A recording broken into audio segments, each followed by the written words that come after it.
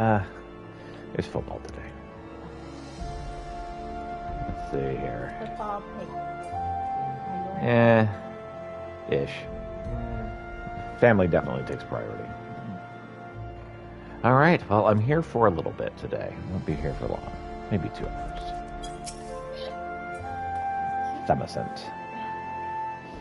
It wasn't me, I'm Thumacent. What? It's the guy's name, Thumacent. Oh, yeah. You're still in the middle of this. Mm-hmm. That's him, over there.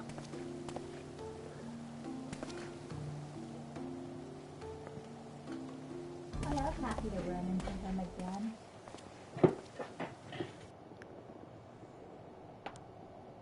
Mm-hmm.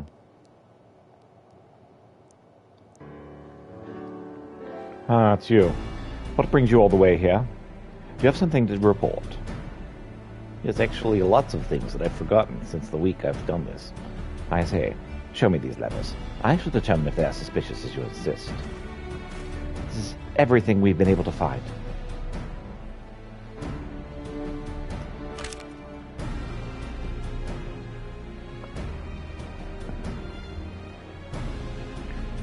Yes, lots of things that I've already forgotten. The author goes out of his way to mention Ular's copy of Volume 11 was found in Ashombanen's room. The fool. In his feeble plot to frame the prefect, he's only incriminated himself. I trust that you, too, have put the pieces together. Yes, it's that guy who did the thing. You've proven to be an able associate indeed. It is from here, however, that the real work begins. Should at any time you begin to feel your powers of concentration waver and your attention to detail slip, you'll need to do this. Take a deep breath and focus your eyes into the distance. In that moment, the solution will appear before you. The game is afoot, and we intend to win the day. We must remain vigilant. Now, let's get our man.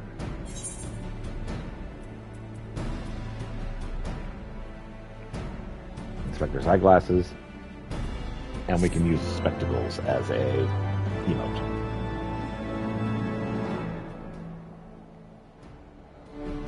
Ooh, the emote spectacles.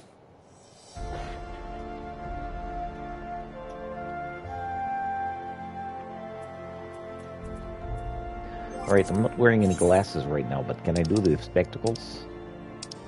Emote.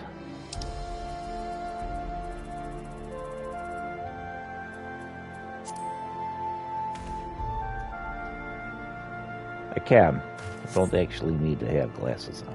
Very nice. Satisfied smirk spreads across Bearden's face. Before we begin pursuing our man in earnest, answer me this. Can any of you tell me where Ular's copy of Volume 11 currently is? The letter say it was found in Usher Bond's room, though for all we know, it could be complete and utter bollocks. Pieter, as you've managed to keep your word to Le Brosseur. Very good. Allow me to enlighten the rest of you. The tome is currently in my possession.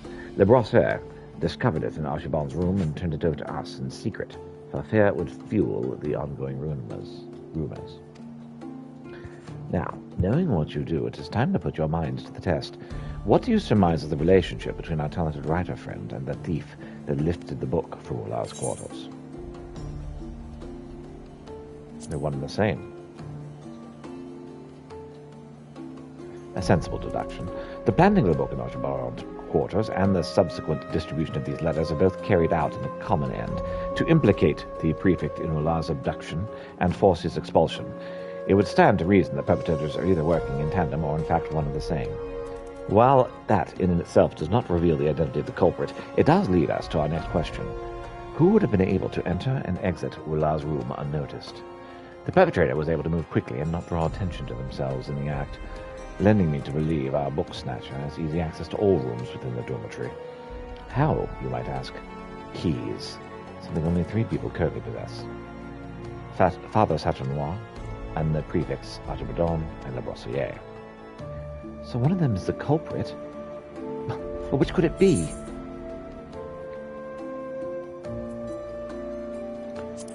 It couldn't be. I know it was Ashbadan. Think about it, it explains why he was so adamant in refusing our help. What sense is there in stealing the book, when the one thing it would do is serve to implicate him in a crime he may not even have been committed? That leaves La Brossière as the only other person aside from the inspector and Pietro who came in contact with the book. I'd say he's a prime suspect. He certainly is suspicious, but what motive could he possibly have? Oh, if only there was a way we could glean the answer. Pietro, I hear you possess a great gift, one which you employed to reveal long-hidden truths about our nation. Might you not be able to use this power to shine some light on the matter at hand? No. Fifth rate. No, so it's not yours to control. I guess that means we'll have to rely on our own wits to obtain the answers we seek. Fortunately, I have an idea of my own, but I'll need your help to see it through. Well then, let me put this idea of yours to action. Last I heard, Ashbadan and La Brossière have taken refuge in Zemel Manor. Let's make our way there post-haste.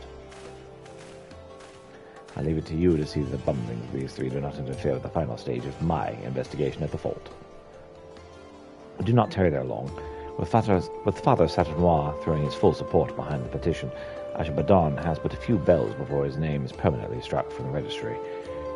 I shall do what I can to see that the proceedings are delayed, but I cannot guarantee that it will buy us all the time we need.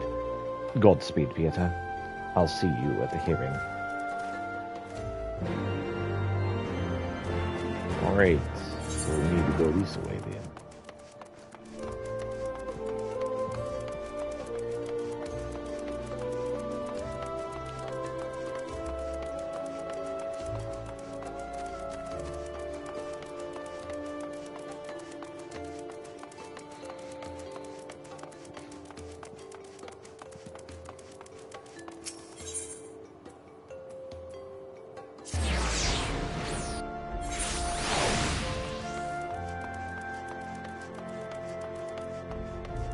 Upstairs, isn't it? Yep. I should put on.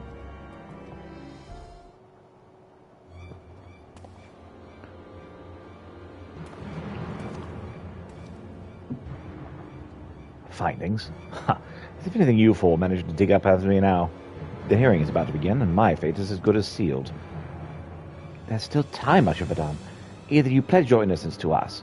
Earlier you pledged your innocence to us. Let us pledge it once more. At the hearing, before one and all, the truth shall speak for itself. The truth? You expect these fools to see the truth when it is this evidence to the contrary staring them in the face?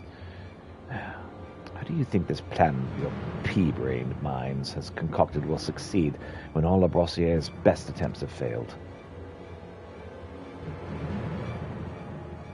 We will succeed, Ashbadan. For it is not just as I stands before you, but the hero who brought the truth, the light of truth before our very nation. Yes, there's nothing that he has not seen. Surely you understand the implications of this, don't you, La Brossière? Piet has the ability to peer into events of the past. Indeed, it was through his visions that Ishgard's true origins were brought to light. You need say no more. He's already used his vaulted power to see that I was behind it all. Yes, it was I that kidnapped Ulan, it was I that snuck into her room and stole Volume 11, and it was I that distributed the letters, all so that I might implicate Ashbadan. How satisfying it will be to finally be able to say it aloud. For so long I have had to plot my revenge in silence, and mask my hatred of you with hollow praise and bashful smiles. What madness is it that you speak? You truly are oblivious, aren't you? Then allow me to enlighten you. After all the transgressions your family has committed against mine, did you truly think that I would remain loyal to you? For centuries your house has humiliated us. It was something we'd come to accept. But when the walls between nobility and the common class came tumbling down, we were met with the most harrowing truth of all, that all of our suffering has been for naught. Everything we grew up believing about our status was a fabrication. Tall tales spun to keep us complacent. In reality, you're no better than the two broom rats beside you.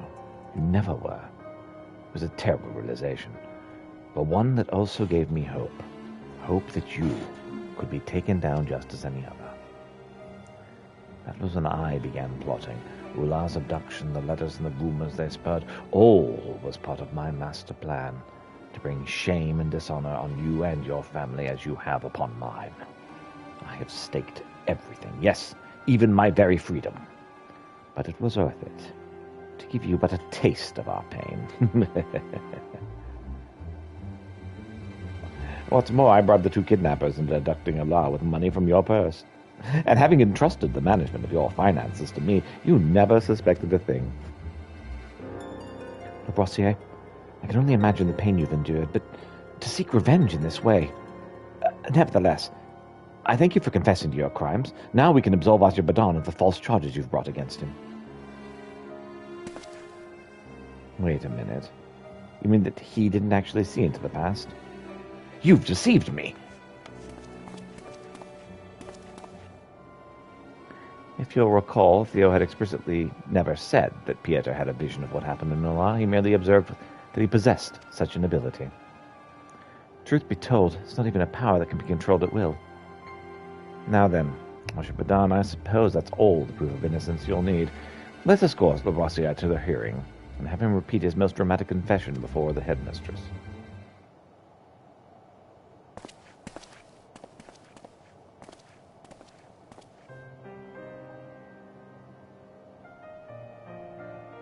I never saw it. The hatred, I mean.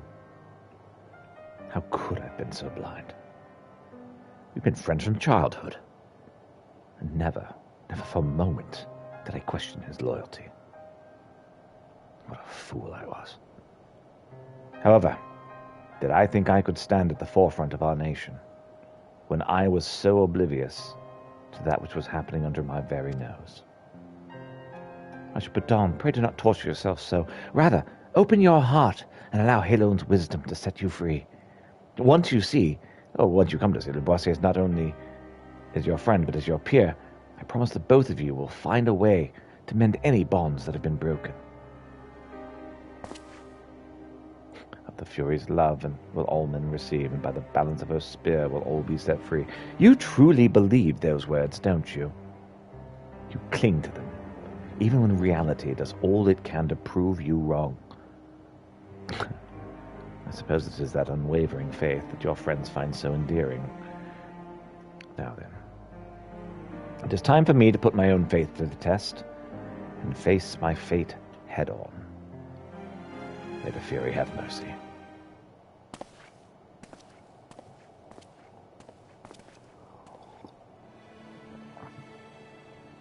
So what are we waiting around here for? We've a hearing to attend. I'll meet you two there. There's something I must confirm with the inspector first.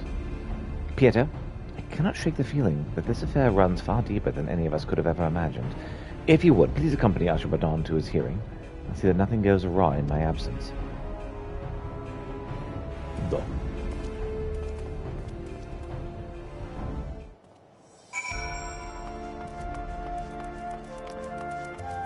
I'm very suspicious of that guy who just kind of leapt at the chance to accuse. That teacher, I find very suspicious.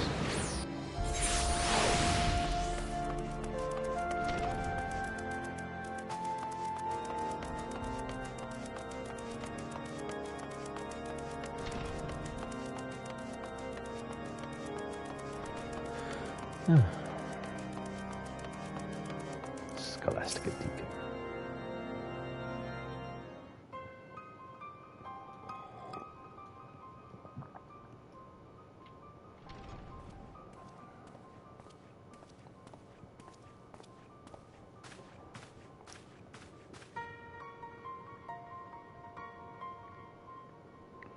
I must say, Master Labossiere, I am extremely disappointed that anyone, much less a student of our upstanding establishment, would commit such atrocities. I truly am at a loss for words.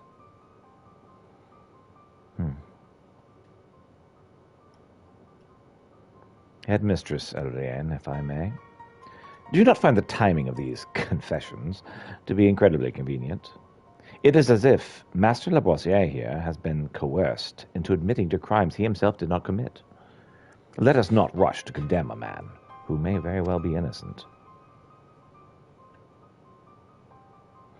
We must also keep in mind this incident will have repercussions to extend beyond the scholasticate. Distrust of our church has never been so high.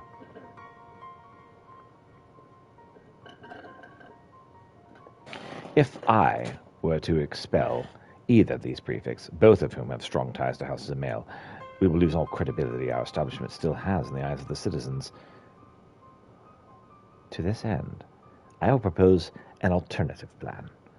We will make a full disclosure of this scandal to the public, together with an announcement that St. Erabon's Scholasticate will be temporarily closed. It is past time that we pushed for a full reformation of the school and its curriculum. Huh? And there it is, the confession I've been waiting for. Yep, that's who I suspected.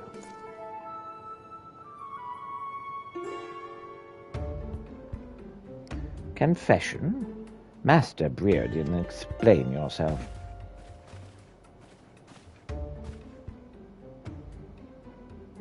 From the start, I had my suspicions that someone was pulling strings behind the scenes, someone who had secured a high enough position within the clergy to manipulate the students and the system. I pored through the records, closely examining any who fits this description. It was no easy task, but I finally found what I was searching for. And, combined with a confession that wasn't obtained from Lavoisier, I was able to uncover the true culprit.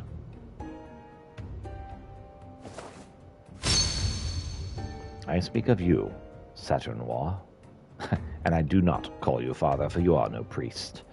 The documents admitted you into your current position were all forged.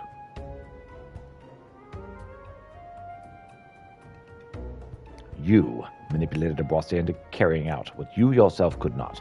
You stirred up discord amongst the students and fomented the people's distrust of the clergy in hopes of creating an even greater rift between the people of Ishgard and the clergy, all in the hopes of seeing the scholasticate closed down, once and for all. But I don't understand. Why would Father Saturnois seek the ruin of the scholasticate?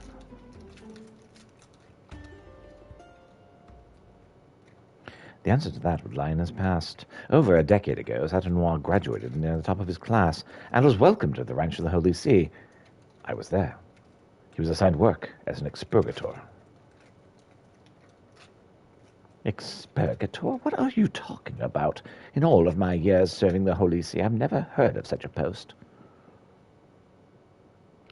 I would be more surprised if you had. Her holy body of decency, a sector that is comprised of a few select individuals, is perhaps the best-kept secret of Ishgard's many secrets.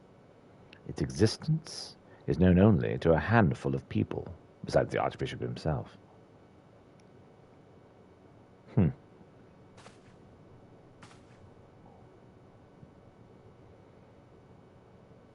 I am impressed, Master Brereton. I would seem your reputation is well deserved. Though I must correct you on one account. I am no expurgator, but rather one of the so-called watchmen, consigned to guard them. That said, we shared a similar fate. Both expurgator and watchman alike were struck from official records and confined to the bowels of the Holy See, damned to live out our lives in the shadows, as pallid husks of the men and women we could have been, all so that someday we might fulfill one task. Where written records are deemed too dangerous, expurgators would serve as living documents, orally passing down our nation's great secrets. When the time came for the Archbishop's successor to ascend the throne, we would briefly emerge from our isolation, to pass from our mouths to their ears all we knew of Ishgard before sinking back into obscurity. Of course, no high-born man or woman would be condemned to this fate. No, this was the destiny reserved for commoners, orphans, with no ties to the world above. 7 hells. So if the truth ain't come to light, Theo and I Men and women forced to sacrifice their own lives, that our nation's darkest secrets might be preserved forever, unbeknownst to her people. I can scarce believe my ears. Ears. You heard me. Father Saturnois, the friend you spoke of.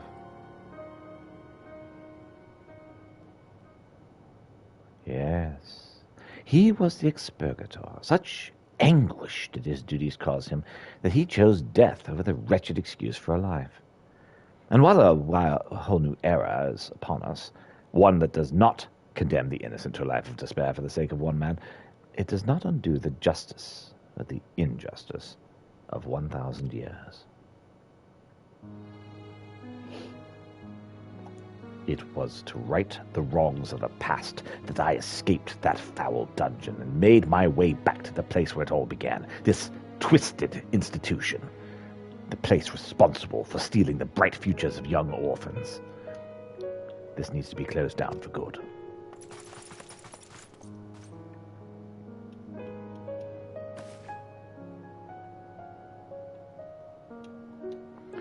Father Saturnois, your actions are heinous, and I can in no way condone them.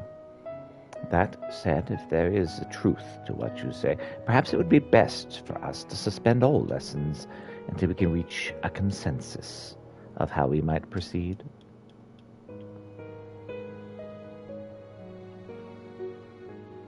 But Headmistress Evelyn, would not closing down the scholastic be akin to evading our responsibility as men and women of the clergy? It is our duty to speak the truth, not bury it. For too long the people have been fed naught but lies. It is time we took the initiative and gave them reason to put their faith in us once more.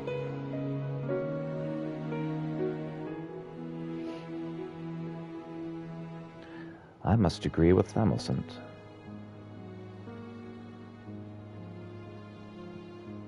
As I have learnt firsthand, we must take care never to abuse our power and privilege, lest we hurt the people closest to us. To keep silent would be to repeat the mistakes of our past. The only way we can move forward is to take responsibility for our actions, and to make an earnest effort to reach out to those we have wronged. For we may never receive forgiveness. At least we can attempt to atone for any anguish we may have caused those who did not deserve it.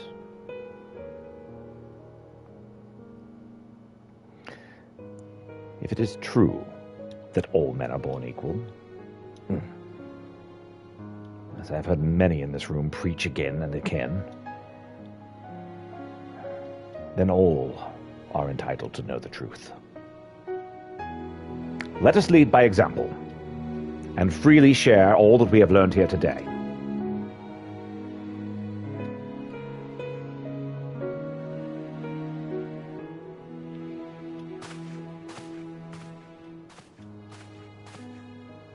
Father Saturnois, well, I cannot pretend to understand your ordeal, or to soothe the fury that has taken hold of your heart.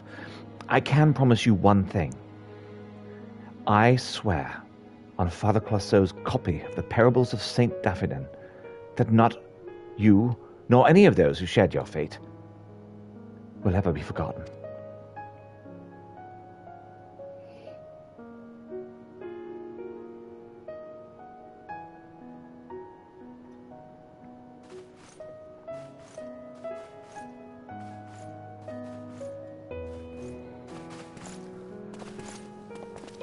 Thus all was laid bare before the public, the atrocities suffered by expurger and watchman alike, along with the hand the Scholasticus and the Holy See had in whatever the rest of that was.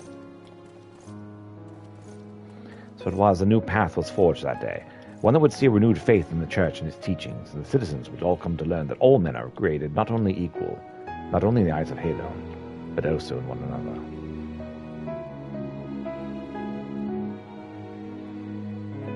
Sorry, I had to hurry because I was worried that we was going to escape again.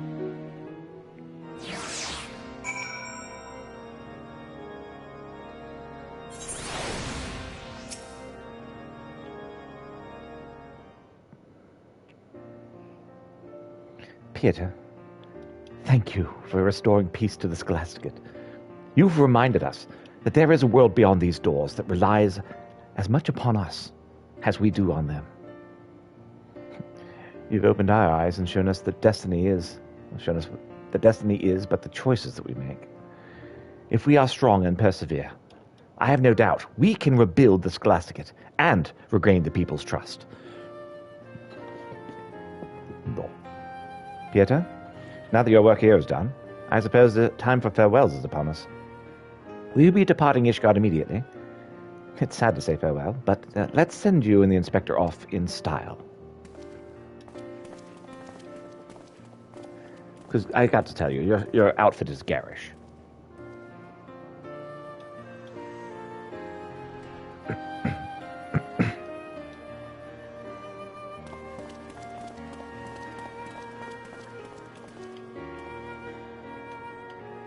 Ha!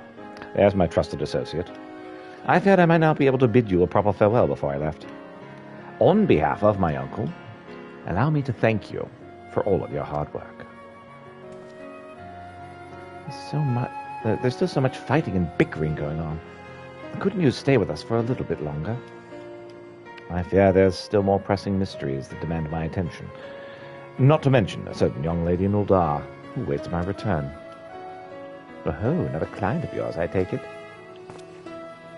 Theo, if your head screwed on or backwards, he's talking about his... Tactless fools, the both of you. But I suppose you're nothing if not sincere, eh, Theo? And while I'll admit that naivety is one of your more endearing traits, combined with the blunderings of the idiot beside you, it is like as not to bring the Scholastica to ruin. That is why you'll need someone with extensive knowledge of the affairs of Ishgard, and the proper connections to actually bring about the change that you seek. Someone like me.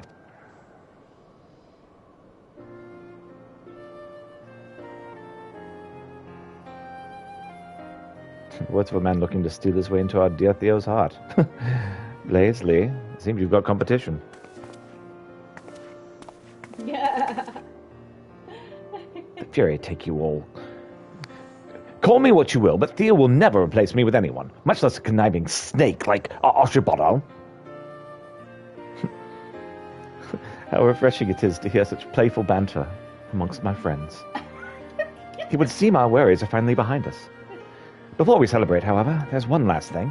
Blaze, I'd like to thank you for your support. Were I not for your meticulous notes and sharp eyes, Ular would still be missing.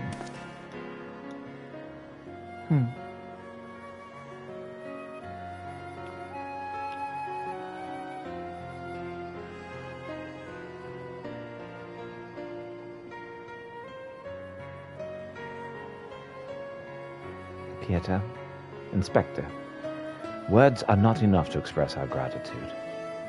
It was only because of you that we were able to unmask the perpetrator and restore peace to our school.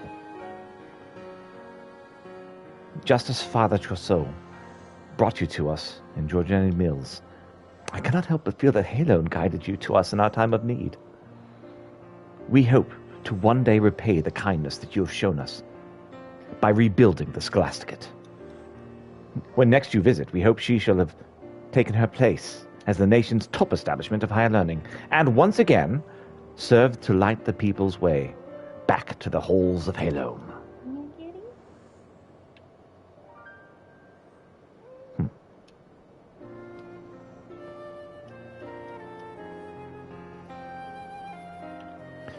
Our fair nation has seen her share of tragedy and turmoil, but I take heart in knowing that there are those such as yourself to watch over her and see that she does not stray from her course. Until we meet again.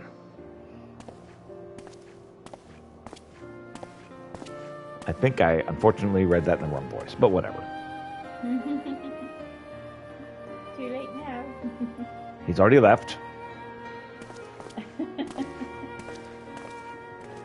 And now everyone else is left too. And I am left alone.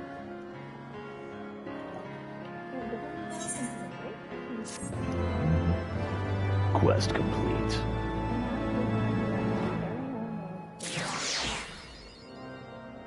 Back to School 3.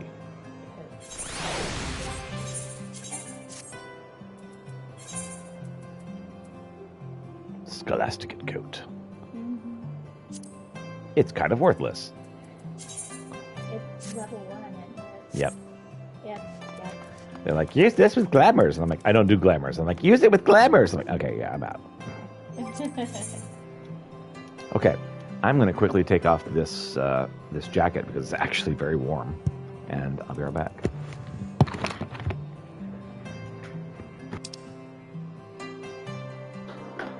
You okay? I'm fine. Everything got connected together.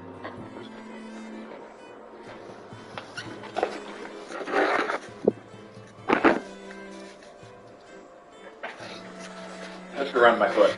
Yeah. So whenever I tried to walk off, I was like, no, you don't. Oh my.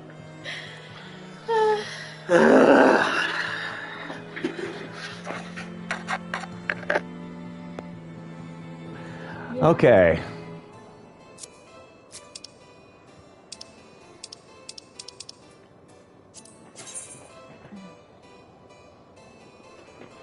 The measure of a minute.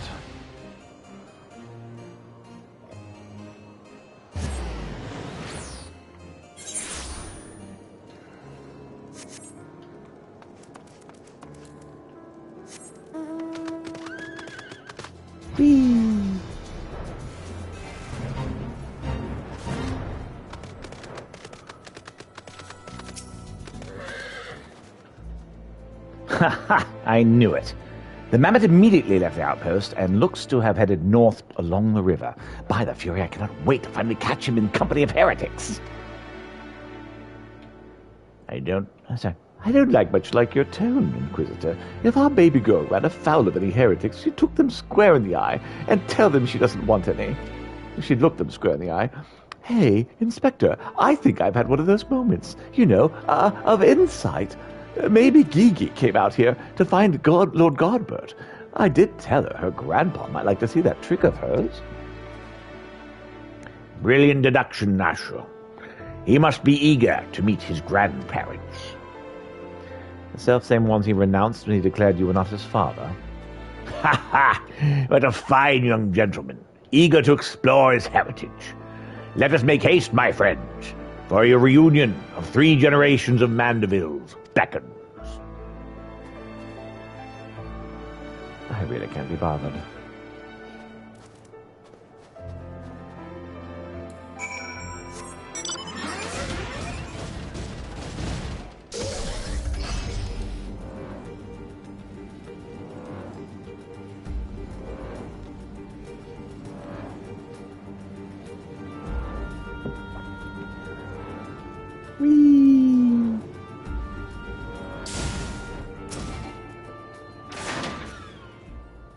Tracks continue to the north.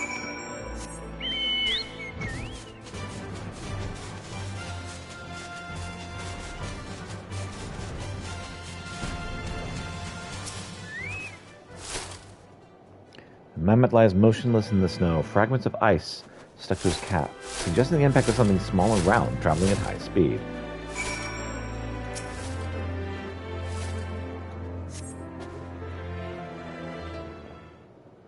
Oh, you are right.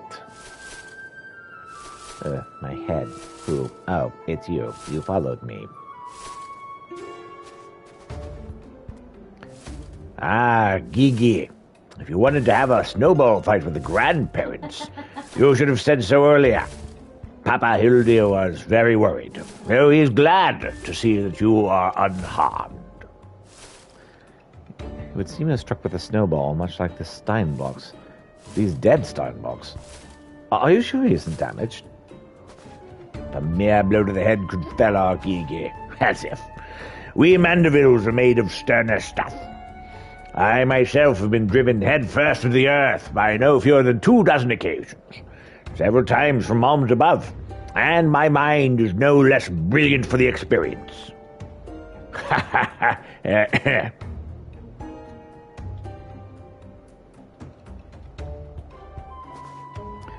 I expect the Earth was no less brilliant experience either. Why are you nodding? Oh, he's behind me, isn't he? Good fortune to cross paths with you lot so far from civilization. Forgive me for not taking notice earlier. I was engrossed in my duel with Julian. But how rude of me. Would you care to join us? Oh, yes. Grandpa Godbert. Mama Nashu says you wield the powers of life and death. I beg of you, Grandpa Godbert, grant me life. Make me a real boy.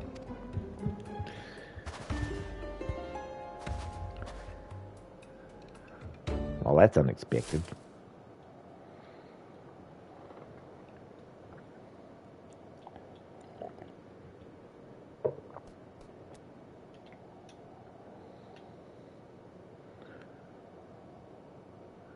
Are you sure about this, son? It may sting a little. I will endure whatever I must to become a real boy.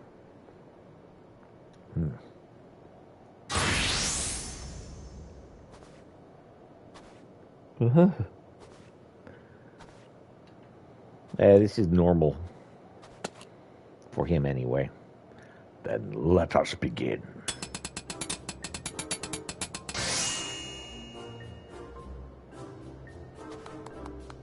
Ha ha! Oh, it's wonderful. This body, it's everything I ever wanted. It's perfect. Thank you, Grandpapa Godbert. Thank you. I was not even begun to begin, Beargut. Guide my hammer.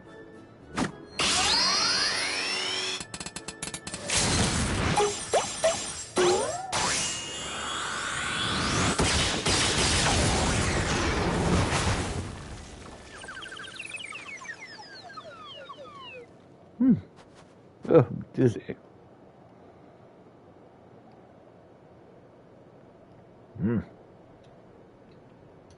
Ha-ha!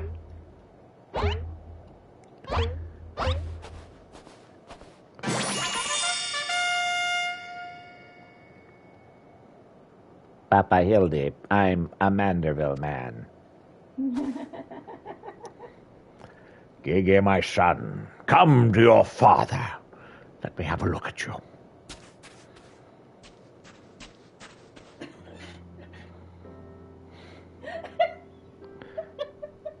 What do you mean it's ridiculous? This is perfectly normal. Papa Hildy. Gege.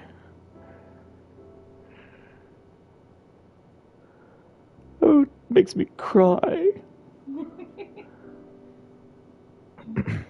Ha ha!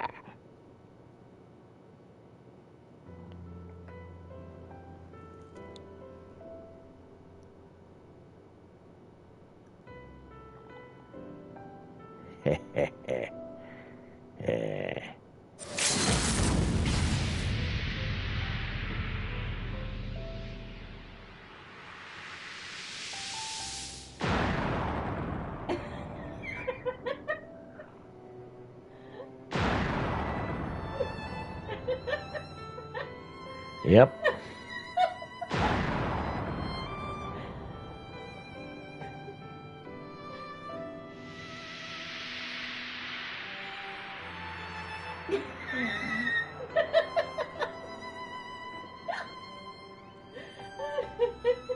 Yeah.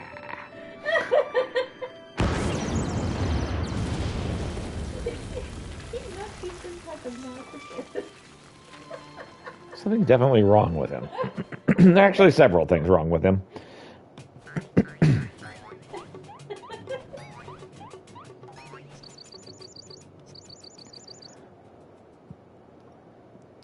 Oh, now that brings back memories.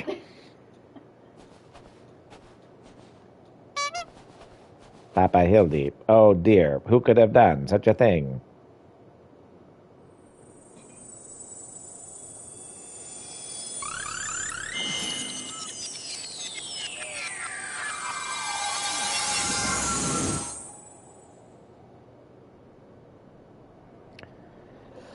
Mother Fury.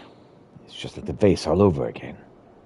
miraculously restored to its original form.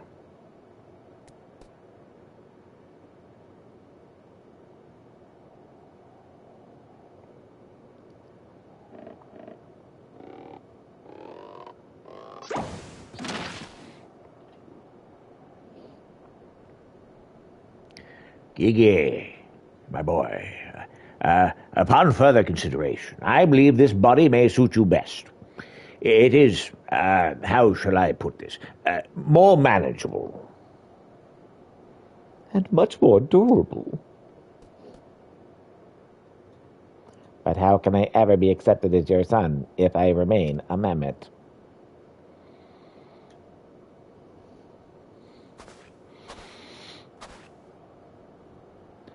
If that's what's troubling you, if that's what's troubling you all this time, why didn't you say so?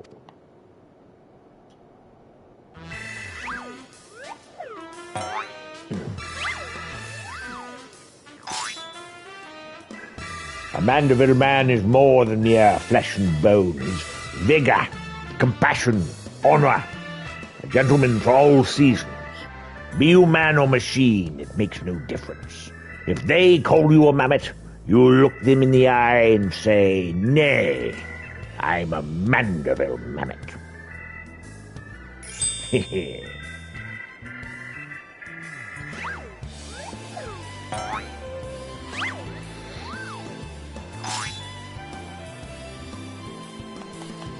Oh, very nice.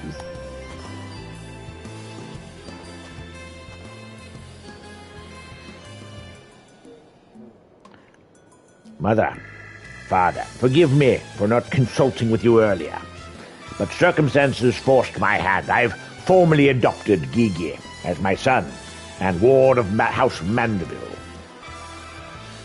Gosh, I knew he was fond of the mammoth. Did you hear that, woman? Our son gone and made himself a son. Grandpa Godbert, Grandpa Godbert. Ha! It all makes sense now. Grandpapa Godbert and Grandmama Julian. I've been waiting years to hear those words. Grandpapa Godbert, Grandmama Julian. A few things in life are grander than becoming a grandparent, as they say. Ha ha ha!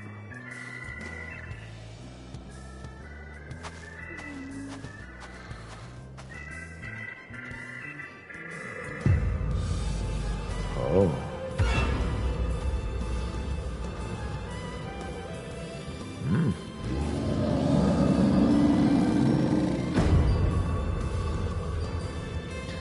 And what's so grand about it?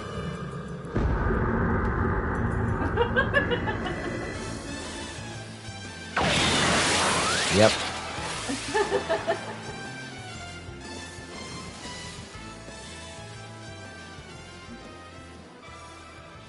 Cat's over here making out with my leg.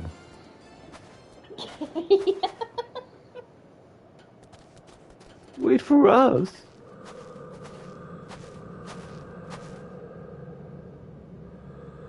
I'm not to be made grandmother to a bloody buggering mammoth. It's past time I beat some sense into my beloved boy.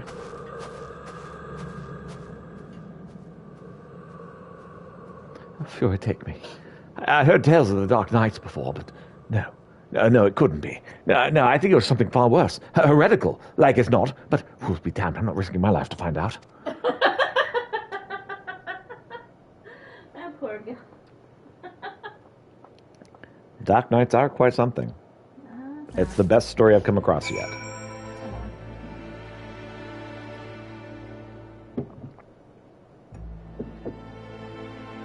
But that's something for another playthrough.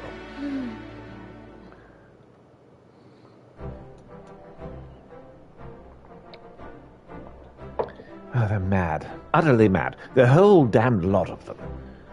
How their house could rise to such prominence, I will never understand. Well, at least the mammoth seems to have overcome his existential crisis. Oh, before today, I didn't know a mammoth could even have an existential crisis. Though. Wait, what am I saying? It is a mammoth. Why should I care if it claims to think or feel? Oh, Fury, take me. Their idiocy is infectious. I mustn't allow myself to fall prey to it. Follow procedure. Report to your superior. One step at a time. One step at a time.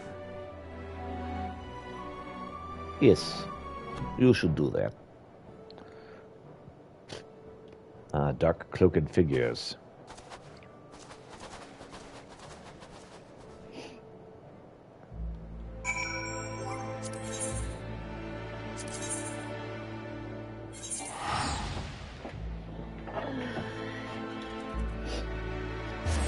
I have to repurchase the PlayStation Plus thing in the bubbers.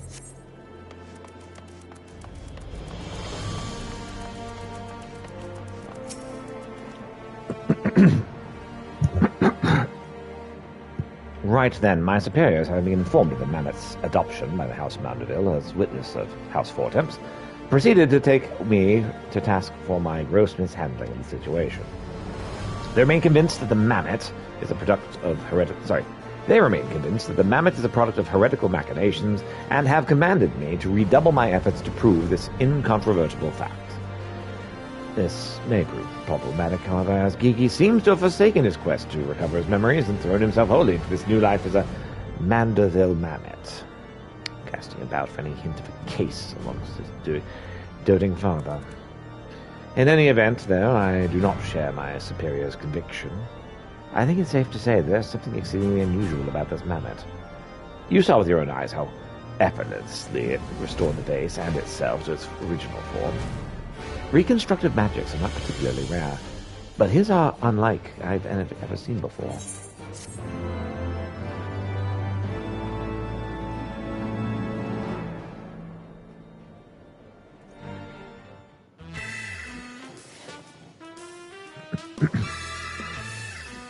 Yep.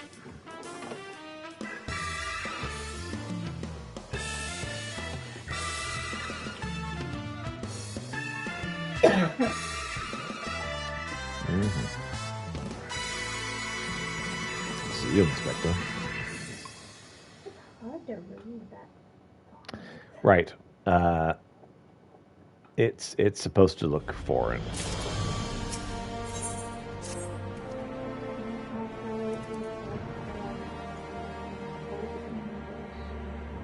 Ish. As you stand here before me as proof that Halon smiles upon me this day, I have need of your assistance, Pieter. And before you think to run away, screaming in terror, I pray you hear me out. It concerns the esteemed, and now missing and presumed dead, Knights of the Heaven's Ward. None have returned to the capital since all of the unpleasantness began. Yet recently we have heard rumors of these armored sirs walking the streets. It is heresy most foul, I say, and I mean to get to the bottom of it. But we will need all the help we can get, which means, fear take me, we could benefit from a certain individual's serendipity. Besides, if we don't seek him out, he'd like to show up in the worst possible time anyway. At least this way, it'll be on our terms, and we can keep an eye on that boy, that mammoth. Right, yes. Oh, you must be wondering why I asked you to come. Well, you and the Inspector seem to enjoy a natural rapport, so... Look. Okay, no. For a moment I was afraid you'd make me beg. This may well be our last chance to prove my worth to my superiors, and if I can't... to Fortemps Manor.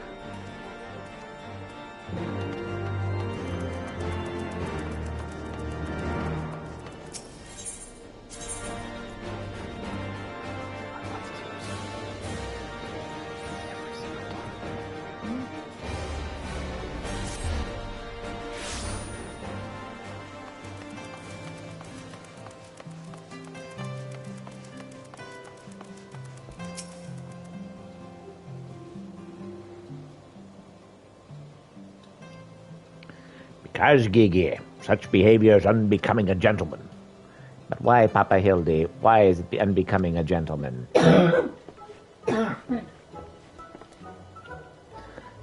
Inquisitor Sierra, Pieter. Good day to you both. Are you come as adoring fans or on business? Business, as always, you may rest assured.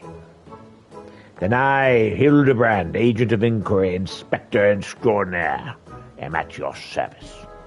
Is it robbery, murder, tax evasion? Evasion? Wait. before we get into that, what is going on here? Much as it pains me to admit it, my beloved Gigi, the apple of my eye, the fruit of my loins, attempted to deface this lovely gazebo. Naturally, as his father, it falls to me to see him returned to the straight and narrow. That's not true. I was drawing a family crest for our home. Now, Gigi, I know you're fond of this gazebo, as we all are, but it belongs to Lord Edmund. You wouldn't want to steal from Uncle Edmund, would you? I guess not. Then where is our gazebo, Papa Hildy? And does it have a warm stove with a steaming kettle on it? Oh, Gigi, don't you see? We've no time for kettles and gazebos. A gentleman inspector. The world is our oyster. We can go whether we please, where the red fern grows, or the red wild rose blooms. And yet you've been sleeping in Lord Edmund's gazebo for how long now? I don't care about wild roses. I want to live in a gazebo with Papa Hildy and Mama Nashu. Oh, gazebos are quite expensive and dangerous, if not domesticated. Dangerous indeed, my boy.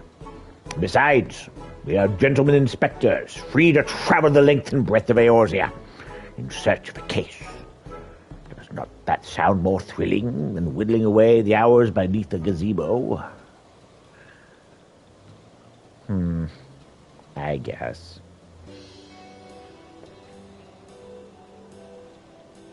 If it is a case you want, you need not go too far. We are currently investigating reports of individuals masquerading as Knights of the Heavens Ward. These contemptible charlatans are rumored to have tricked several hapless maidens into attending private parties for a small fee with a promise of enjoying the company of these great sirs. Those who are foolish enough to attend found their experience to be so traumatizing they refused to discuss them in detail. Needless to say, your assistance in this matter would be greatly appreciated. And for that, you shall receive due compensation. Say no more, Inspector. Say no more. I, Hildebrand, agent of inquiry, inspector extraordinaire, am well versed in the ways of this fairer sex. Since when? Mummy, Mother dearest, I was under the impression you had departed for Ul'dah.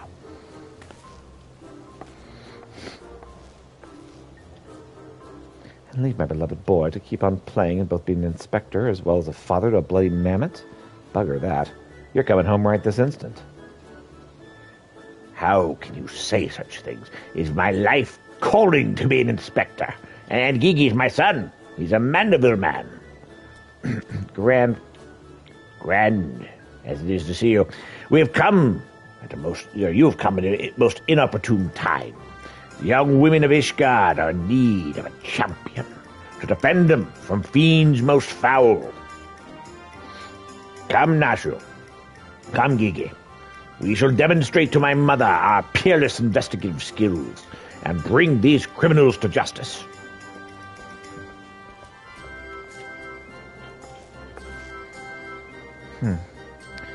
Doll's ballsy stubborn. Probably gets that sorry ass from his father. Trust you, that'll help me keep him out of trouble. Right then, come along.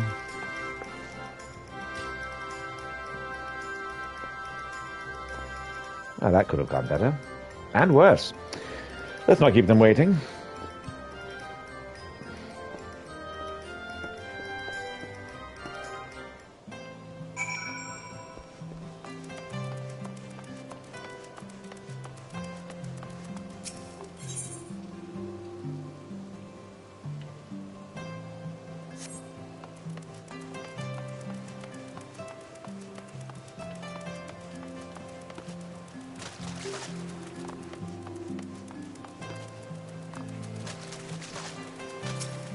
Worry, maiden.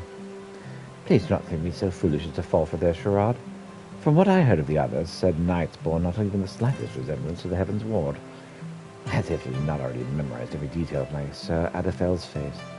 Oh, wherever could he be?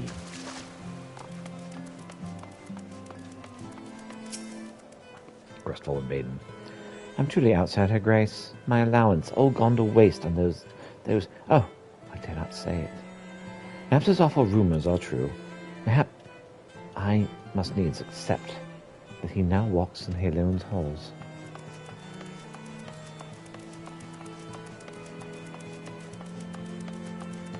Vengeful maiden.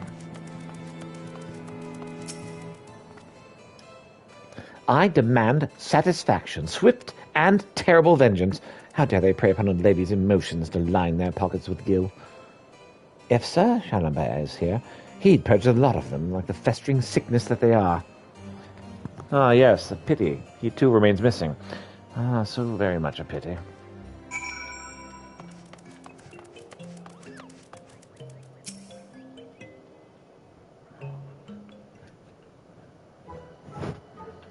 Papa Hildy, that grandmama over there is staring at us. Now, Gigi, a gentleman must be more careful with his words. First of all, you can only have one grandmother. Second, and this is tremendously important, never ever call her that. At least not yet. Promise? Yes, Father. I promise not to call Grandmama Julian. Greetings, my lady. Oh, aren't you a charmer? And here I was thinking I might have to rip your bloody head off if you said the G word one more time. Like that, Papa Hildy? Ah, my faithful assistants. Have you gleaned any new information? No. Other than the fact that these women scorned seem to detest the fake knights with every fiber of their being. These two women were telling me all about what they'd do if they cornered the sirs. Is that the best you can do, then? Bloody oaths and girlish fantasies? And you call yourself a Mandeville man? I assure you, Mother, we're only just getting started. This tapestry of lies and deception behind us, which the truth lies is oft unraveled with a tug of a single loose thread.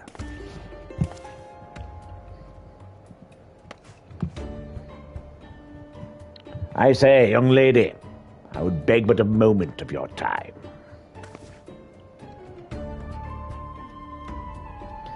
Somehow I doubt that young lady was targeted by the charlatans we seek. Aye, 'tis true. I too was taken in by the false promises of those awful, awful men. Long have I yearned for a chance to meet Sir Villegin. So when they said I finally could, I didn't hesitate for even a moment. But when they escorted me to the manor and undid the blindfold, and I looked on the hideous faces of those so-called grand sirs, I screamed and fled. They were gone when I returned with the watch, but their neighbors said they'd overheard them speaking about seeking shelter in a place called Edelshire. I know it's not much, but I pray this information helps you in your search. My lady, I swear to you, here and now, I, Hildebrand, agent of inquiry, inspector extraordinaire, shall not rest until these dastardly fiends are punished for their foul crimes.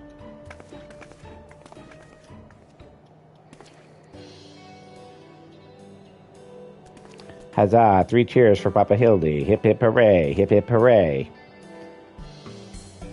Hip hip hooray! And there you have it. Our quarry can be found in Edelshire. Come, my loyal assistants. Justice waits for no gentleman. That's all well and good, but I've never heard of this Edelshire. Have you? I've actually been there several times. You mean we had to travel to the Dravanian hinterlands?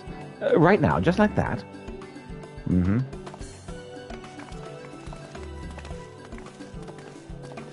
Wow, says Cat. And he's like, wow, on board. Mm-hmm.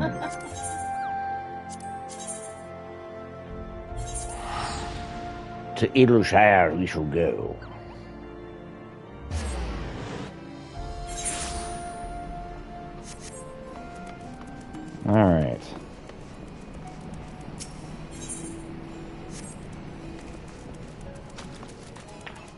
Okay, Cat, you're gonna need to hush, bud.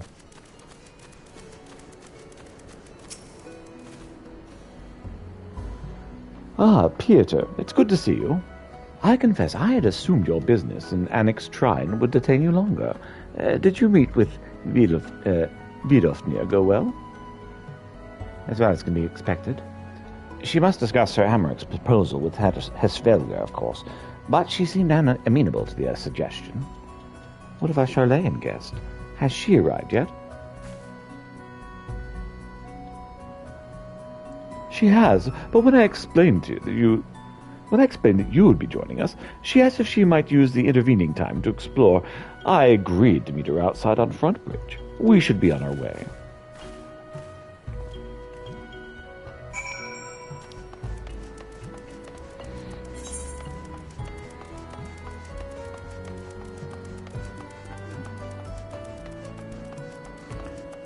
All right.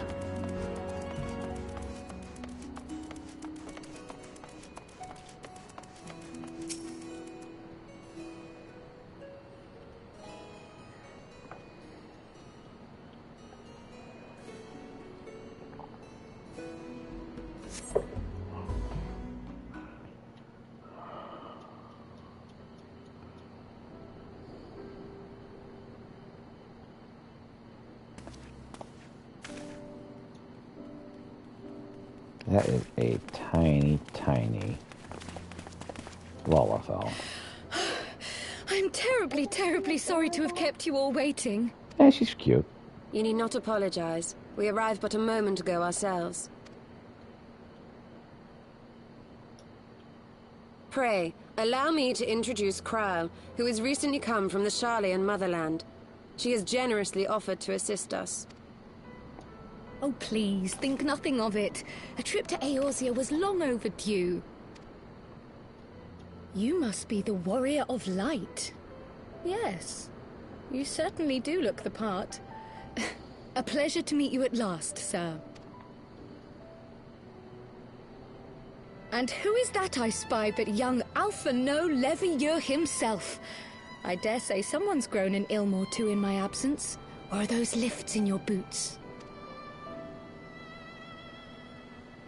We, Miss Kryle and I met at the Studium years ago. I shall forever be indebted to her for her sage guidance. It was no small task keeping him out of trouble, believe you me. The youngest ever to enter the Studium, him and his sister, 11-year-old prodigies. Suffice it to say, social graces were not among his list of talents. Striding up to his seniors on his first day, head held high. What was it he said again? Thank you, Kryle.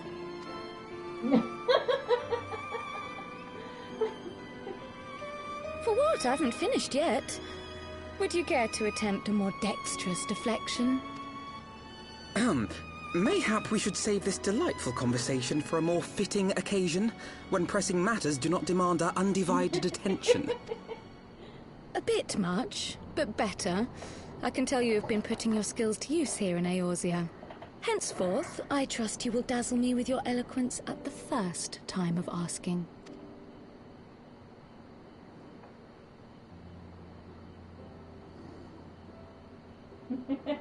Yeah, what are you going to do? Right, on to more pressing matters. Finding Minfilia and the other missing scions. I gather you have new information to share with us. A new approach, actually. Tataru recounted the tale of your escape, and it gave me an idea. Simply put, assuming Thancred left some manner of trail when you whisked him away, as is almost always the case with teleportation magics, I am confident I can find and follow it.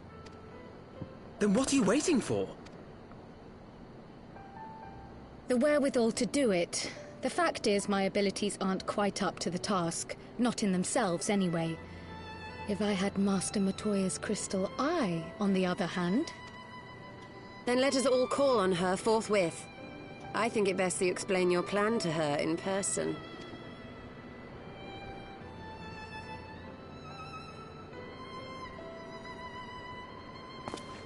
All right.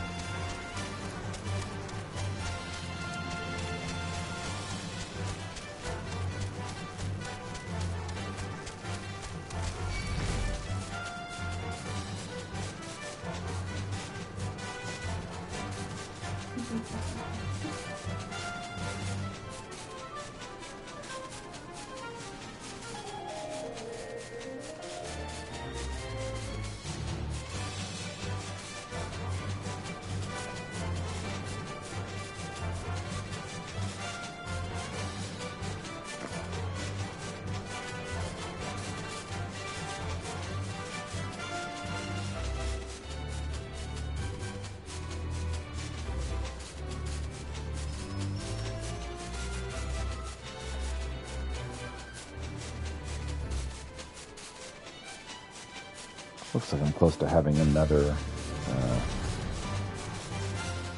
area I can go.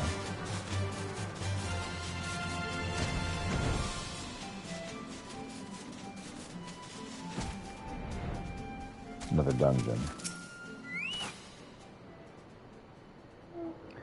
You did say we were headed for a cave, did you not? I guess I have to use the correct voice for her. You did say we were headed for a voice, did you not? Because I certainly don't see a cave nearby. Is Master Matoya meeting us on the way or something?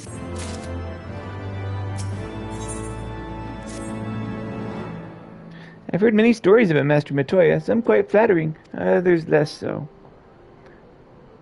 Rest assured, they are all true. This way, and have a care where you tread.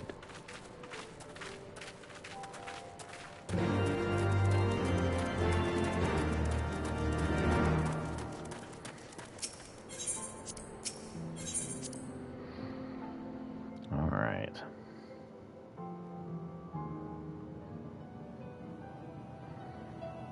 I love this music so much.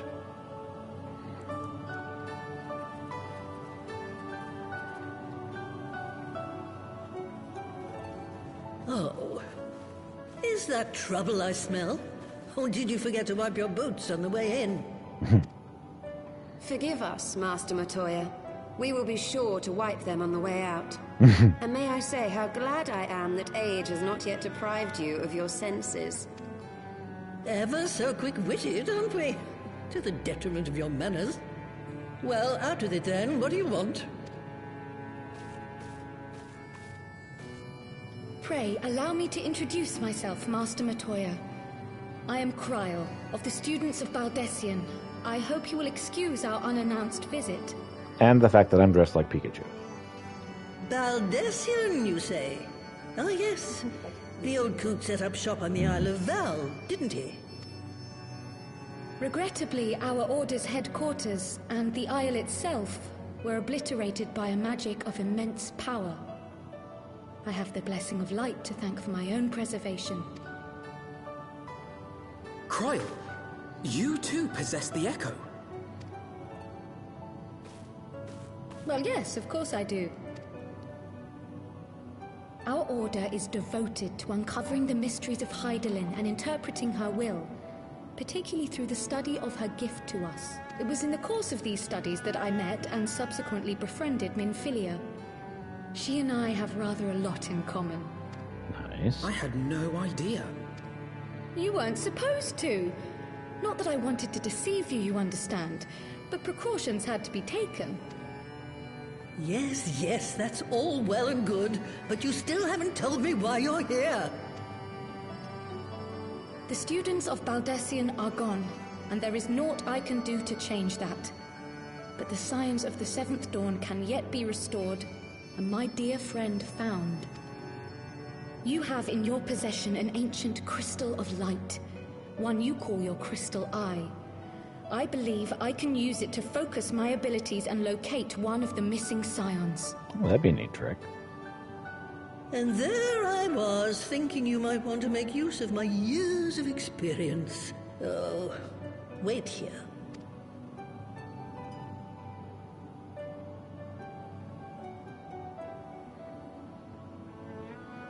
Long did I ponder the nature of this crystal and its familiar radiance, but never did I suspect it was a crystal of light. On the cusp of an umbral calamity, souls blessed with the power of the Echo invariably appear.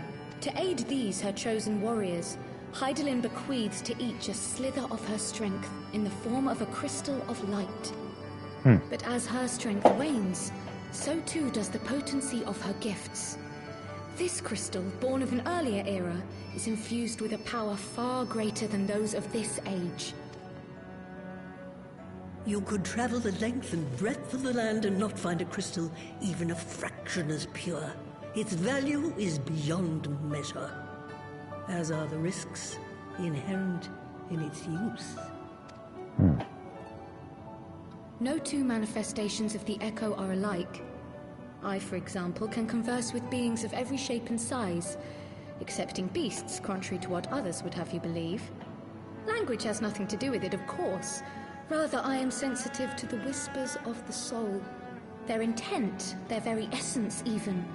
The traces of which served to guide the elementals to Y'shtola. Far-fetched though it may sound, I believe that with your crystal eye, I may be able to pick up where they left off and follow the remaining trail to Thancred. That is, if I have your permission.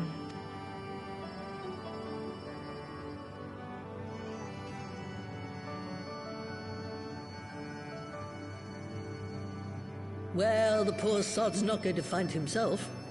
So, as long as you don't drop it or take it out of my sight, you may do with it what you will. Thank you, Master Matoya.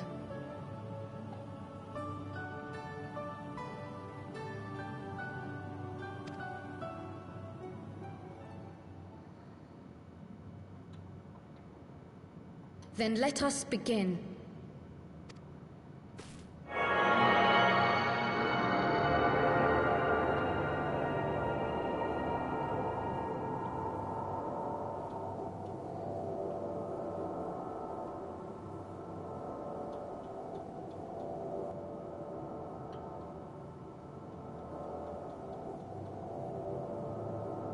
From the Black Shroud, the trail continues to the north and west, towards a mountain, the foot of Som Al. It was a near thing, but he was not deposited within the rock, I think.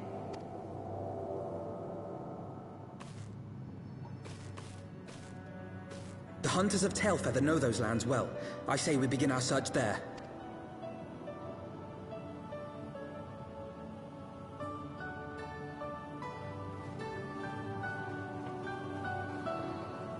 And off we go without even saying goodbye.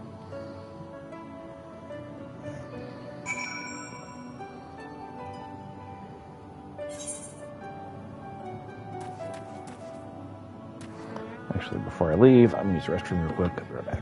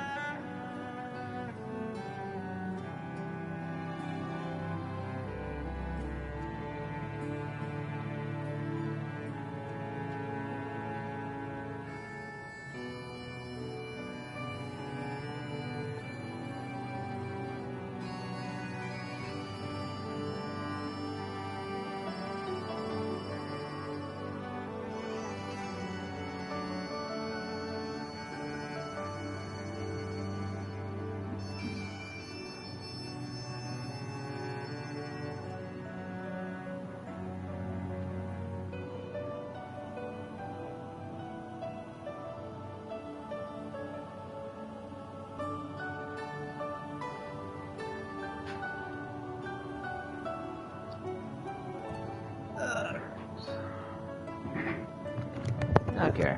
I think I'll stream another 20 minutes or so. I don't think I'll go very much longer. I'm trying to fall asleep.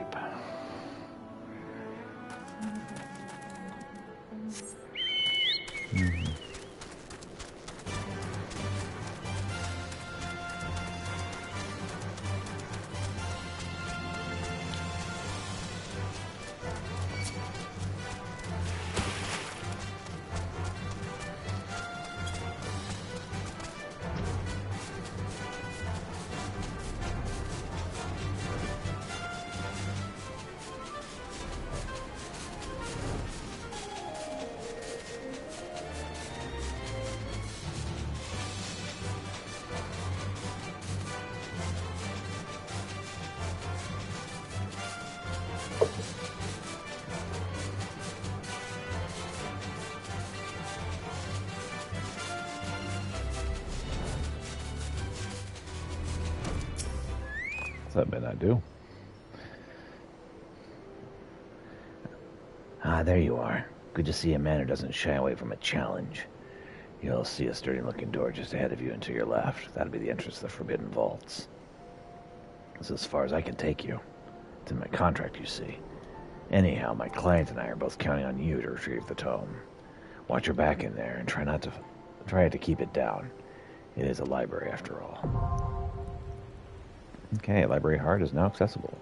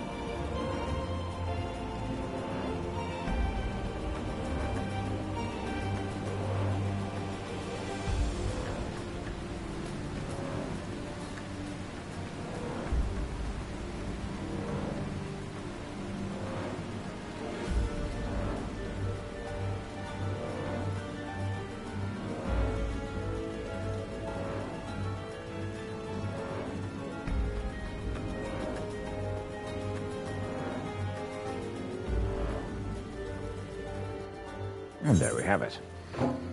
Okay.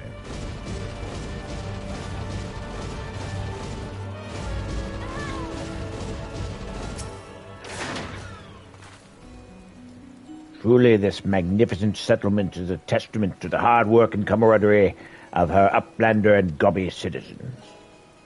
Yes, well, I'm just glad we're no longer being pursued by fire-breathing dragons, musket-wielding crabs, and bomb-throwing goblins.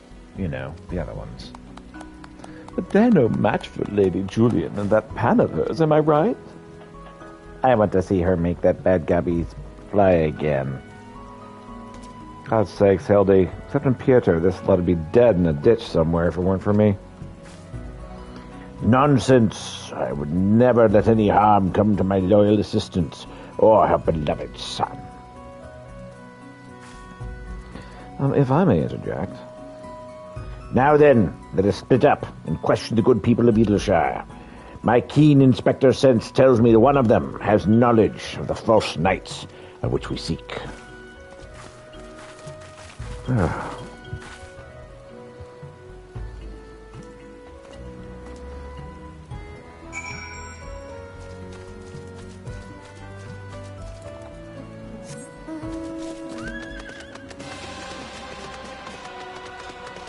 Well, Kitty's decided it's cuddling time.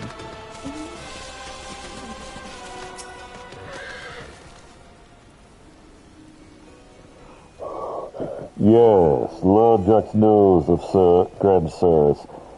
Sneaky uplanders, keep to selves, mingle not with gobble-folk, but each to own. Lord says no questions, only jiggly shine.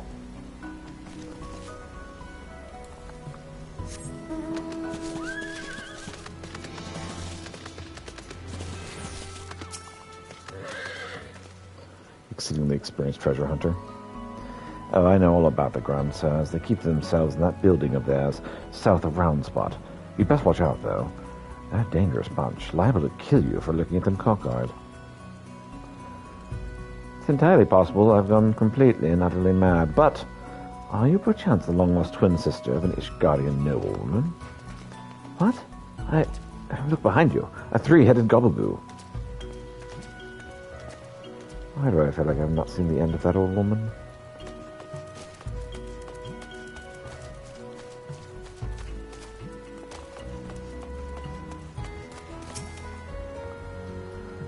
Oh, you must be talking about them Grand Sirs. They drifted into Edelshire some time ago, as I recall. Pay visits to the Grand Library, though I couldn't tell you why.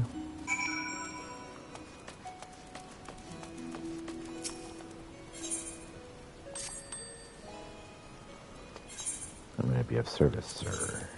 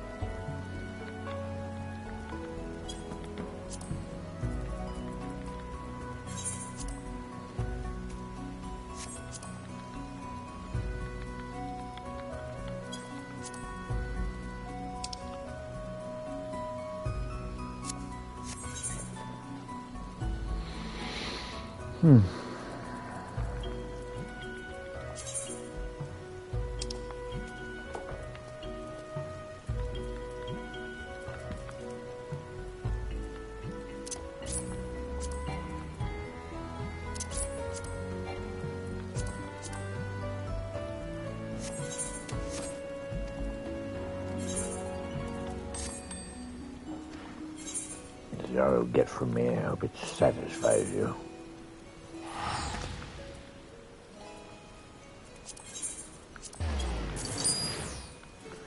Kitty's like, oh my gosh, I have so many purrs.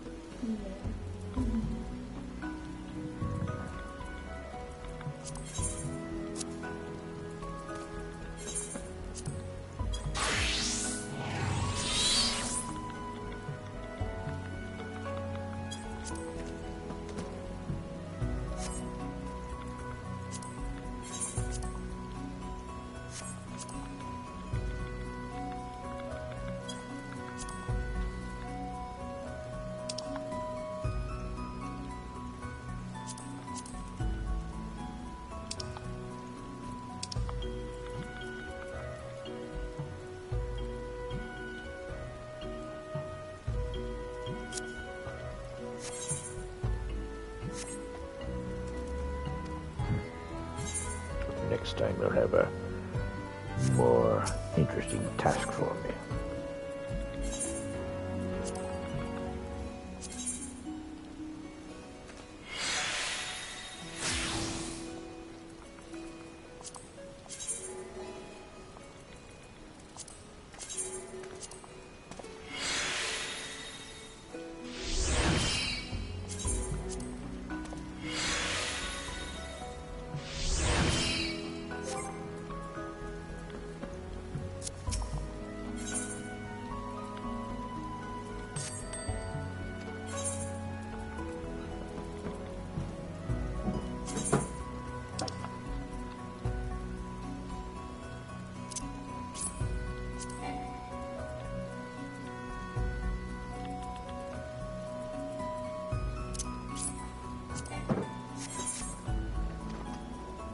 That will be done.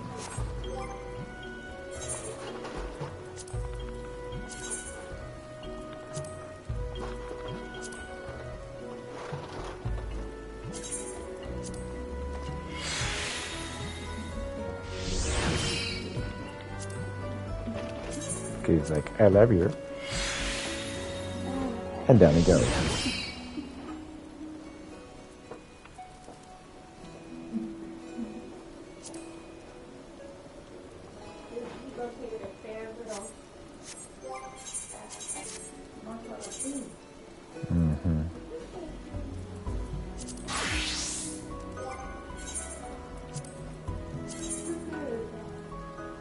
All right, I will start dinner.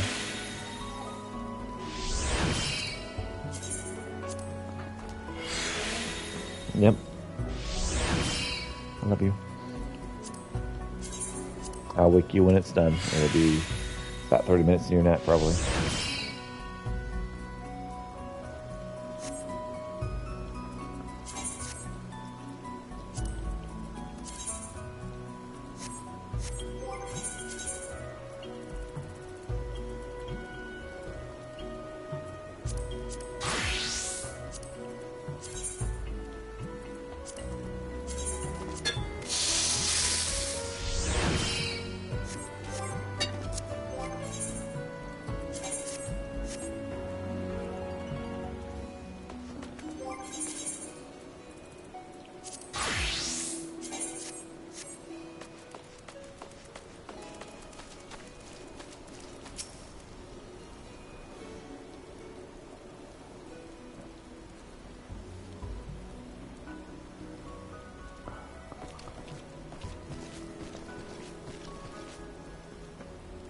If only we had the testimony of a concerned citizen which could conveniently direct us to the villain's precise location. Actually have that exact thing. The Grand Sirs are holed up in a building to the south of the markets. Good show, Peter. There, that's the one. Come, let us inform the others.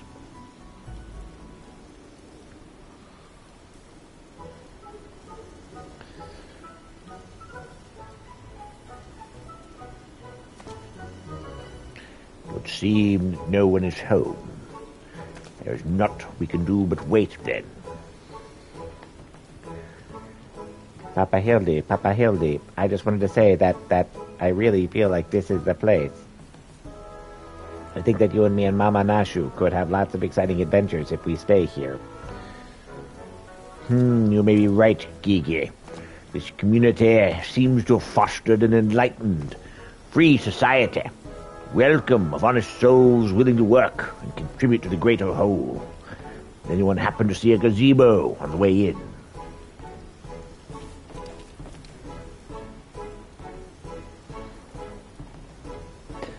As I live in Hildebrand, Matador, Maximilian, Manderville. Could that be... I say, could that be Slovik's coin toss? Do you know this Gobby, Inspector? I most certainly do. Master Slovix was my very first employer. When traveling through Thanalan long ago, Gubby Flock was waylaid by Uplander bandits. With no jingly shine to pay blast blades, we had no way to backtake goods. Until we make busy deal with Gentleman Uplander, that is. With fastness he fight Uplander bandits, and brings much Bengali boom, and returns to goodly Gubby's missing goods with great justice. Henceforth, Slowfix gains new appreciation for Uplanders, but for chance encounter with Gentleman Uplander, he never conceives of egalitarian utopia. One may even claim he'll be a founding father of Edelshire, with metaphorical tongue flaps, that is. Ha ha! Ah, the memories. 'Tis a near thing for the bandits were clever enough to see through my ingenious disguise as an innocent milkmaid. But in my haste to escape, I tripped over a barrel of fire sand, and as they say, boom, gobby dome. Core, no busy deals for the wicked. No busy deals indeed. But leaving that delightful anecdote aside, ye gods, Master Slowfix, just looking at you, what you and your flock have made of these ruins is making me big eyes. Gobby Flock has long way since wandering days, but we have not forgotten Gentleman Uplander's kindness. Slowfix is here to offer hand lending. Well, far be it for me to refuse.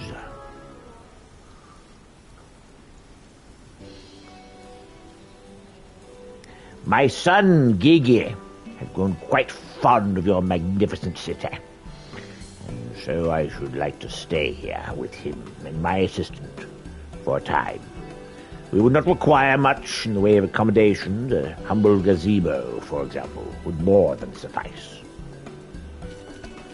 Why settle for gazebo when perfectly good estate right behind you? Residents of building in heirs and Slowfix happy to evict them. We were pursuing the fiends who lived here on suspicion of defrauding young women. Fraud? In Slowfix egalitarian utopia? This he will not abide. All the more reason to let Gentleman Uplander and his flock stay instead of Grand Sirs. No need for jingly shine either.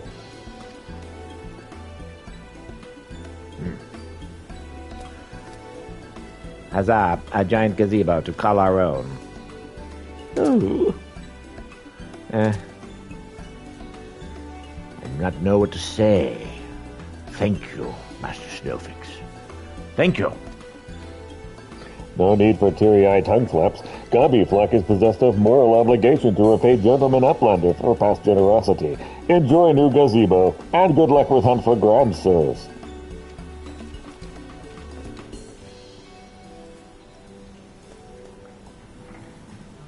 Papa Hildy, since this is our gazebo, is it okay if I draw our family crest upon it? I can think of no better way to celebrate this joyous occasion, and perhaps draw the ire of this new home's former tenants. Come, let us go and purchase some paints together. This gazebo shall be our canvas.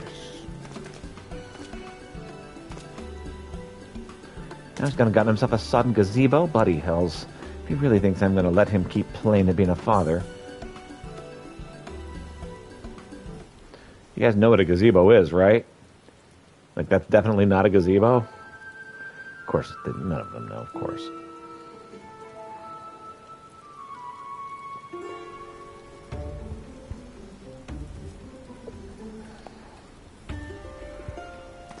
Mm-hmm.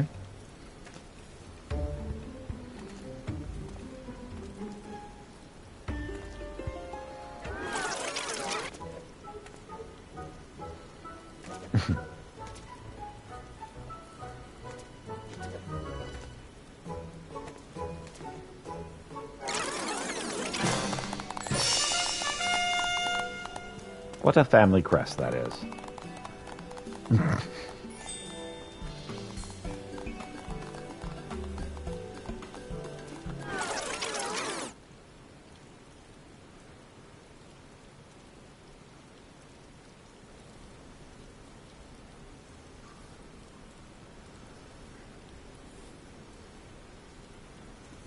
Still no sign of the notorious Grand Sirs, I dare say. We're going to need some more paint.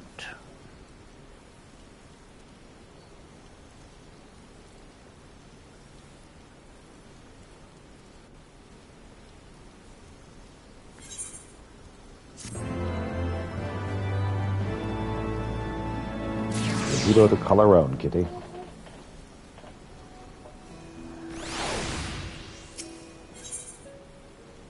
Charlie Brown has never been a patient man. My cat's over here chomping on my leg. He's like, notice me, senpai! Much as it pains me to admit it, gentleman's stamina is not without limits. I dare say I could go with a spot of tea. Hey, Inspector, is it just me? Or have those two been looking at us for the past few minutes?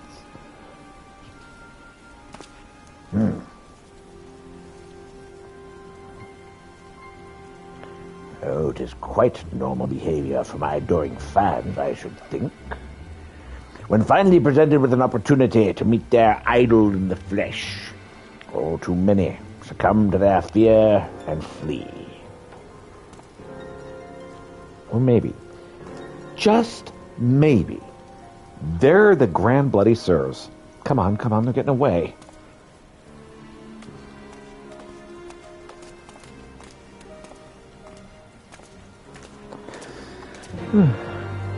Quest accepted.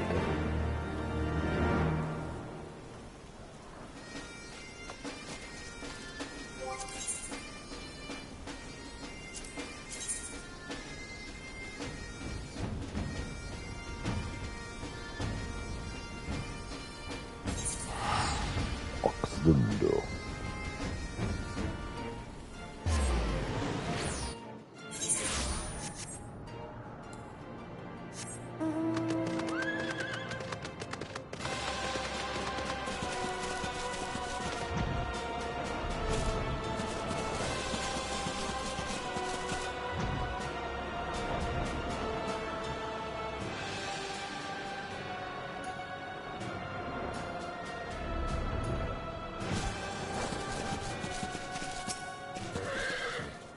Son of Anno. Neverning wears the triumphant look of one who weathers the storm. You return from Neverreap with a Wakon scale, yes. His son who knows. There you are. Netherling bears the scale, and 'tis a mighty one indeed. fashion a mask from this, and Zundu chief will command the authority of a furious storm of lightning. But that is not all Netherling accomplishes. No, Netherling chases the cruel Vundu from Neverreap, returns halcyon winds to our sacred land. We Zundu are not like our cruel Vundu brothers. Gentle like a spring breeze, we welcome Netherlings with open wings. Sanu's heart is warmed by the gentle sunlight of your friendship. Promise us that you will remain a friend to the Zindu for many seasons to come. Sure. The Tabernacle returns, and with it the white. So too comes the great Netherling warrior. There's a weeping eye for you. Like double rainbows in the mists, Sonu knows not what to make of this. An eye in the hands of the Netherling. Storm clouds of the Vundu are no match for the eye's might. Smash it against the Aetheret of the Wild's crown, and he'll be vulnerable once more.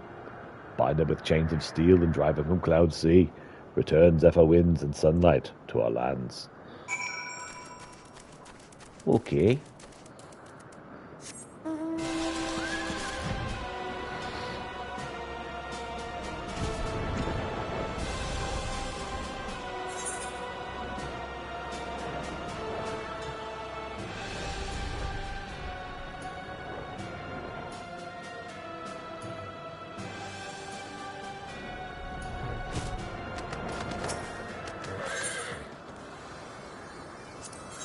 Water crystal waltz.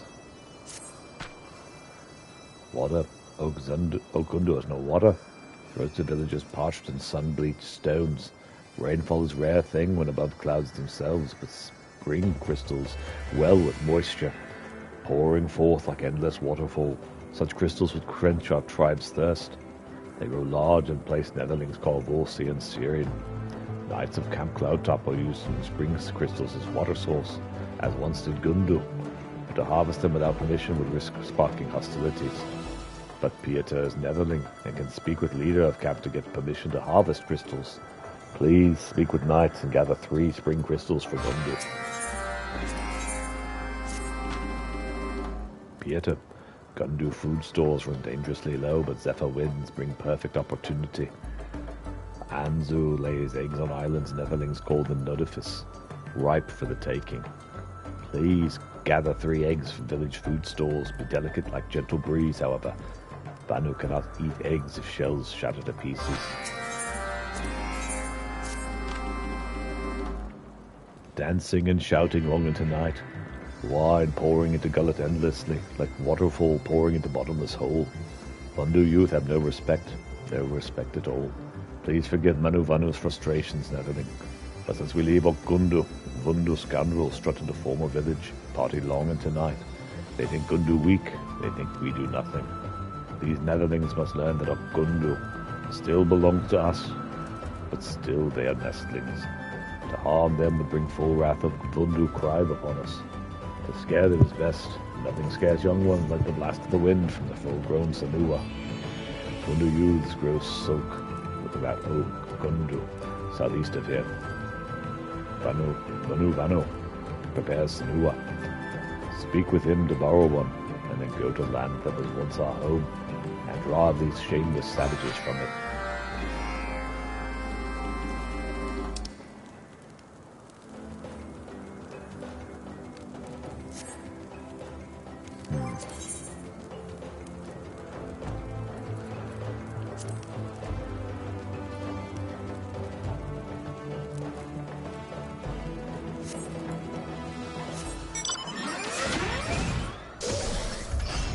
I'm going to head over here because I think this is going to start one of the other missions. And I'm going to head back and stop right in front of that, and then we'll finish this up. Finish a lot of this up tomorrow.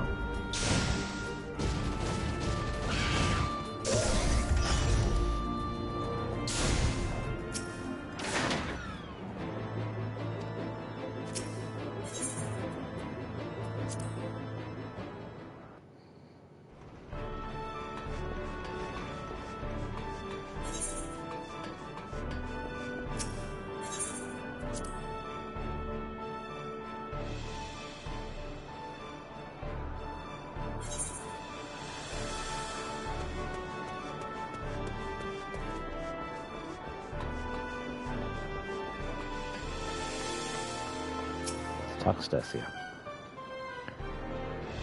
Oh, thanks for coming. The captain and the cat are inside, still having their discussion. Talk to Leofard, will you? Before I strangle the both of them. I can do that. What's going on over here?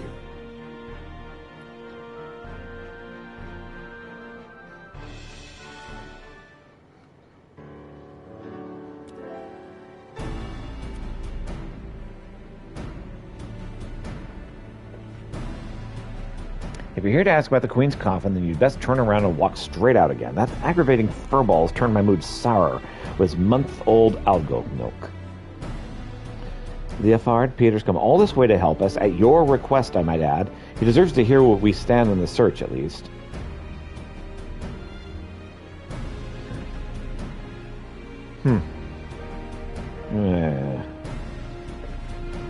The search is giving me ulcers, is what it is. By reports, Diablos is lurking somewhere in the heavens, building up his forces, but the sky is a vast dome. Besides, the ocean is deep. We've not the pirates to scour every damn floating rock. That's when I tried my luck with Rodley. Remember her, don't you? Captain of the Talons, blonde hair, one eye, still our bloody compass. Well, I've been eavesdropping on that link pearl I slipped in her casing, hoping to catch something useful. All I've heard from her and her sorry crew is snoring, grumbling, and japes about the Archbishop's holy nethers. In the end, it seems we've no choice but to do this the hard way. But a certain mewling annoyance refuses to acknowledge the truth of it. You cannot possibly hope to investigate the entire sky with this meager handful of ne'er-do-wells. I find my suggestion to seek aid from your fellow pirate gangs a perfectly reasonable one under the circumstances. Stow it, you mangy alley cat. You don't have the faintest idea how sky pirates operate. Best case scenario, we'll be locked in a deal to hand over any treasure we find, and that's assuming we aren't laughed out of the room to begin with.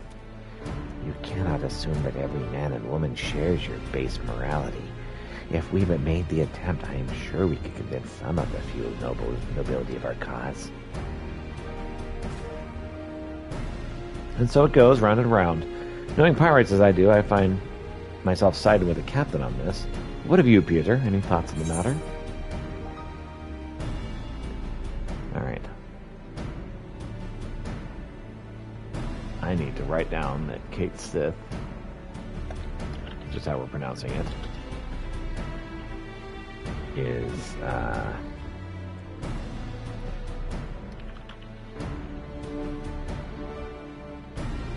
shady voice.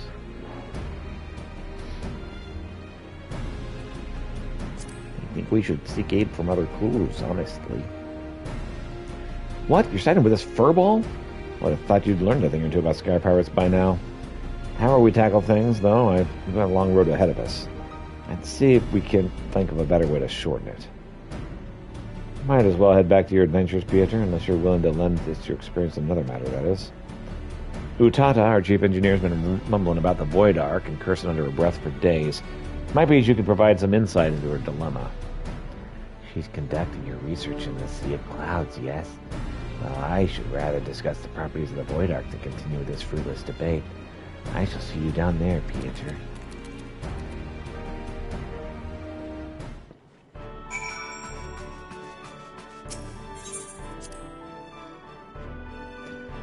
Kichi, or Kate Sith.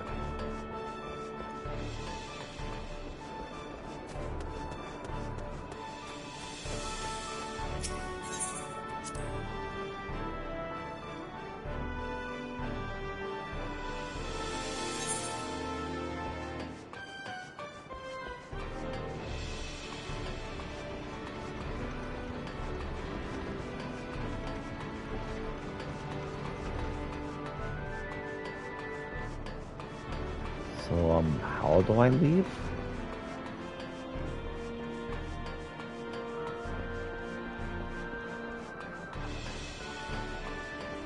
Aha.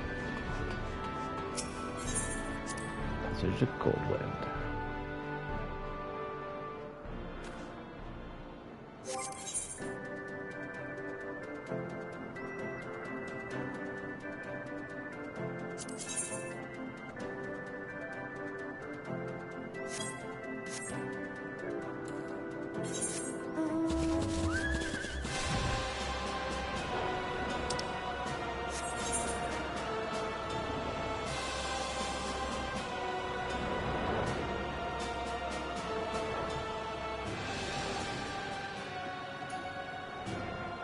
Oxundu we will go, and then we will stop for the day. We'll pick everything up tomorrow.